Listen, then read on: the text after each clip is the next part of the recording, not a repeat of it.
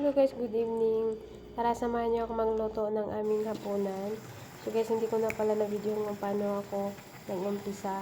So, nagluto lang ako ng chicken and then white rice. Pagkatapos nun guys, pagkaluto ng ating chicken at saka rice, nilagay ko sa isang lagayan. Ito ay tinatawag nila na saniya. Ayan. So, inayos ko lang siya. Nilagay ko una is rice, tapos chicken, and then konting cream, tapos rice ulit, and then cream sa ibabaw ng rice. Ayan.